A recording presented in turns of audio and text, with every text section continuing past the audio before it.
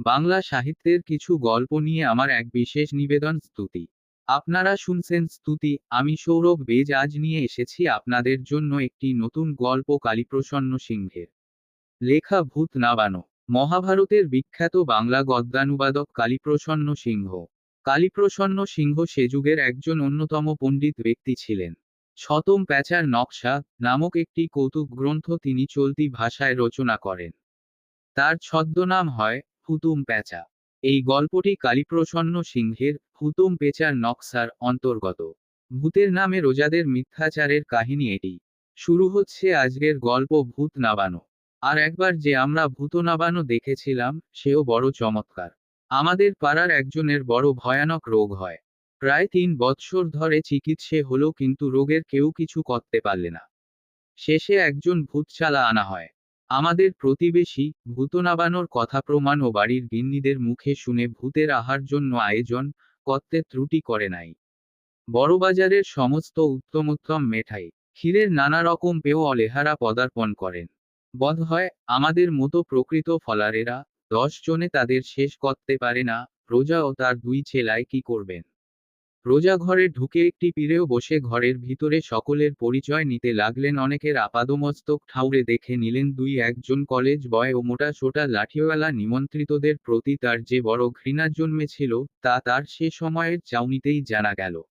রোজার 2টি ছেলা মাত্র, কিন্তু ঘরে প্রায় জন 40 ভূত দেখবার উমেদার উপস্থিত। সুতরাং ভূত প্রথম আসতে অস্বীকার করছিলেন। তদুপলক্ষে রোজা ও কাল ও কোম্পানির উপলক্ষে একটু বক্তৃতা করতে ভোলেন নাই। শেষে দর্শকদের প্রগাঢ় ভক্তি ও ঘরের আলো নিবিয়ে অন্ধকার করবার সম্মতিতে রোজা ভূত আনতে রাজি হলেন। ছেলেরা খাবার দাবার সাজানো থালা ঘেঁষে বসলেন। দরজায় হুড়কো পড়ল, আলো নিবিয়ে দেওয়া হলো। রোজা কোষাকুষি ও আসন নিয়ে শুদ্ধাচারে ভূত ডাকতে বসলেন। অমিরা ভূতের ভয় আর্ষ্ট হয়ে বারোয়ারির গুদমজাত সঙ্গুলির মতো অন্ধকারে বসে রইলেন। এদিকে রোজা খানিকক্ষণ ডাকতে ডাকতে ভূতের আসবার পূর্বলক্ষণ হতে লাগলো। গোহার ঢিল ইট ও জুতো বাড়ির চতুর্দিকে পড়তে লাগলো। ঘরের ভেতর গুপ গুপ করে কে যেন নাচছে বোধ হতে লাগলো। খানিকক্ষণ এই রকম ভূমিকার পর মরাজ করে একটা শব্দ হলো। ভূতের বসবার জন্য ঘরের ভিতর যে পিড়েখানা রাখা হয়েছিল, শব্দে বোধ হলো সেইখানি দুপ চির হয়ে ভেঙে গেল। রোজা সভয়ে বলে উঠলেন, শ্রীউতেছেন। আমরা ছেলেবেলা আমাদের বুড়ো ঠাকুরমার কাছে শুনেছিলাম যে ভূতে ও পেতনিতে খোনা কথা কয়, সেটি আমাদের সংস্কারবদ্ধ হয়ে গিয়েছিল। আজ তার পরীক্ষা হলো। ভূতপিড়ে ফাটিয়েই খোনা কথা কইতে লাগলেন। প্রথমে এসেই কলেজ বয়দের দলের 2-1 জনের নাম ধরে ডাকলেন, তাদের নাস্তিক ও কুশ্চান বলে ডাক দিলেন। শেষে ভূতত্ত্ব নিবন্ধন ঘাড় ভাঙ্গবার ভয় পর্যন্ত দেখাতে এটা করেন নাই। ভূতের খোনা কথা অপরিচিতের নাম বলাতেই বাড়ির কর্তা বড় ভয় পেলেন। জোরহাত করে। অন্ধকারে জোরহাত দেখা অসম্ভব, কিন্তু ভূত অন্ধকারে দিব্যি দেখতে পান। সুতরাং কর্মকর্তা অন্ধকারেও জোর হস্তে কথা কয়েছিলেন। এ আমাদের কেবল ভাবে বোধ হল। ক্ষমা চাইলেন। কিন্তু আমাদের ঘাড় ভাঙ্গবার প্রতিজ্ঞার অন্যথা হলো না।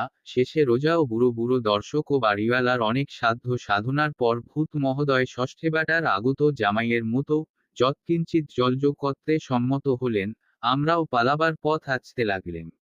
ভূতের উদ্দেশ্যে লুচি চটকানো চিবানোর উপর ও সাপটা ফলারের হাপুর হুপুর শব্দ থামতে প্রায় আধ ঘণ্টা লাগলো। শেষে ভূত জলযোগ করে গাঁজা ও তামাক খাচ্ছেন। এমন সময় পাশ থেকে ওলাউঠো রুগীর বমির ভূমিকার মতো উকির শব্দ শোনা যেতে লাগলো। ক্রমে উকির চোটে ভূতের বাকরোধ হয়ে পড়ল বমি। হুড়হড় করে বমি। গৃহস্থ মনে করলেন ভূত মহাশয় বুঝি বমি করছেন, সুতরাং তাড়াতাড়ি আলো জ্বালিয়ে আনলেন। শেষে দেখি কি চেলা ও রোজা খদি বমি করছেন, ভূত সরে গেছেন।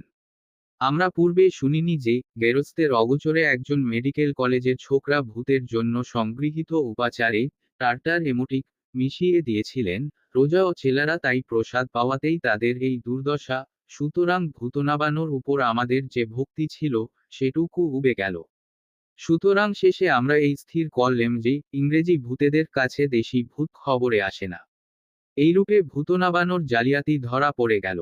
আপনারা শুনছিলেন ভূত নাবানো। রচনা কালীপ্রসন্ন সিংহ। গল্প পাঠে সৌরভ বেজ। গল্পটা যদি ভালো লেগে থাকে তবে চ্যানেলটা সাবস্ক্রাইব করে পাশে থাকবেন এবং বন্ধুদের মধ্যে শেয়ার করবেন। আবার একটা নতুন গল্প নিয়ে হাজির হবে স্তুতি।